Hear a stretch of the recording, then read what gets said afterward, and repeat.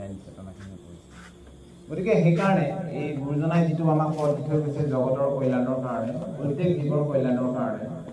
আমি প্ৰত্যেক জীৱৰে এই পৃথিৱীৰ প্ৰত্যেক জীৱৰে আমি মংগল হোৱাটো আমি সদায় কামনা কৰোঁ আৰু কামনা কৰাৰ এটাই পথ আমাক জগতগুৰু শ্ৰীমন্ত শংকৰদেৱে দি থৈ গৈছে মাধৱ গুৰুৱে যে প্ৰত্যেক জীৱই ভাগৱতমুখী হওক মহাভাগৱত শ্ৰৱণ কীৰ্তন কৰক আৰু এই ভাগৱততেই নিজৰ জীৱন যাত্ৰা অতিবাহিত কৰক যেনেধৰণে পৰীক্ষিতে গোটেই জীৱনটো কৃষ্ণ কথা শুনি শ্ৰৱণ কীৰ্তন কৰি ধৰ্ম অৰ্থ কামমোক্ষ সমস্তখিনি পাই পেলাই গতি কৰিব গতিকে সেই গতিটো আমাক শৃংখলাবদ্ধভাৱে মহাভাগৱত শাস্ত্ৰত অন্তৰ্নিহিত কৰি থৈ গৈছে আৰু তাক আমি ল'ব লাগে তাক কেনেকৈ ল'বলৈ কৈছে শুদ্ধভাৱে ল'বলৈ কৈছে আমি যদি অশুদ্ধভাৱে লওঁ ইয়াৰ 4টা বাউণ্ডৰী আছে এই বাউণ্ডৰীকেইটা দ্বিতীয় স্কন্ধৰ ভাগৱতত আছে অউবানৰ লোক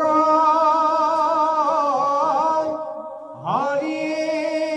ভজিও সমস্ত জগতবাসীৰ উবা নৰলোক বুলি কৈছে অকল ইয়াত শংক সংঘ নাম সমাজ কিবা সমাজ এইসকলৰে যে ভাগৱতত অধিকাৰ সেইটো কথা কোৱা নাই যে ভাগৱত ধৰ্ম এইসকলে ল'ব আমি নল'ম সেই কথাটো কোৱা নাই অ ধৰা ইটো উপদেশ কি উপদেশ দিলে ভাগৱতে আমি প্ৰত্যেকে দ্বিতীয় স্কন্ধত চাব লাগে যে জগতগুৰু শ্ৰীমন্ত শংকৰদেৱে আমাক কি উপদেশ দি থৈ গৈছে অ অন্য দেৱী দেৱ নকৰিবাহে গৃহ নপঢ়িবা তাৰ মূৰ্তিকো নচাইবা প্ৰসাদ নখাইবা ভক্তি হৈব দেৱী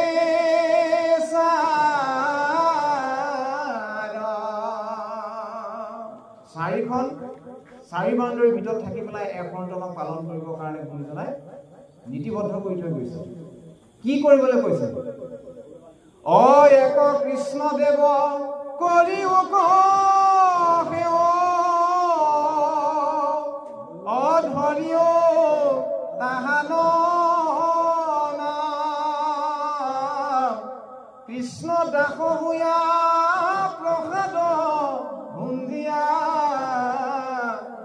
হস্তে কৰাতান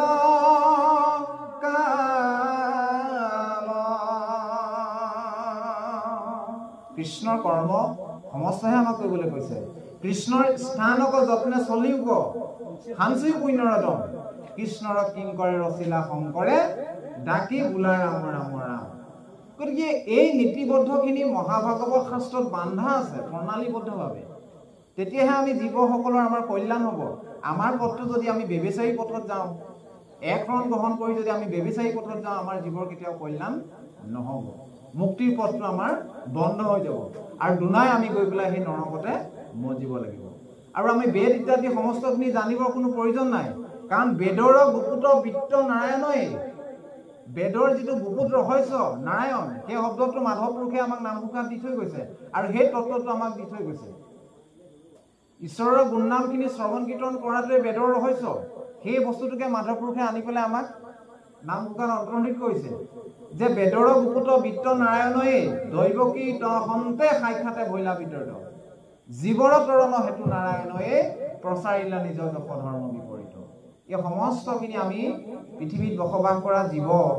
সমস্তকে তৰিবৰ কাৰণে জগতগুৰু শ্ৰীমন্ত শংকৰদেৱে আমাক হৰি ভক্তি দান দিলা জগতক তাৰিলা সংসাৰ কিন্ধু সেনয় কৃপালু শংকৰ বিনাই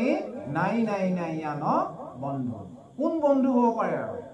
জগতগুৰু শ্ৰীমন্ত শংকৰদেৱৰ লেখীয়া আন বন্ধু আৰু আমাৰ এই পৃথিৱীত আমি অদ্বিতীয় এজন ব্যক্তি নাপাম আৰু সেইকাৰণে জগতগুৰু আখ্যা দিছে সেই জগতগুৰুৰ যিভাগ আমাক শুদ্ধ সত্য জীৱতৰণৰ পথৰ যি মুক্তিৰ দ্বাৰ মহাভাগৱত ধৰ্ম আমাক দি থৈ গৈছে বৈষ্ণৱ ধৰ্ম এক অহৰণ হৰিনাম ধৰ্ম তাক আমি শুদ্ধ সত্যভাৱে আমি তাক গ্ৰহণ কৰি আমি ভক্তি কৰি গ'লে আমাৰ সমস্তৰে কল্যাণ হ'ব আৰু ঈশ্বৰে কৃপা কৰিব সেইটো এটা শুদ্ধ অবিশ্বাসে আমি ল'লে আমাক ভগৱন্তই কৃপা কৰিব আমি তৰি যাম গতিকে পুনৰ ভাগৱতৰ মাজলৈ যাবলৈ সেৱা কৰিছোঁ সমস্ত জ্ঞাতে ৰাজা চিৰগৰি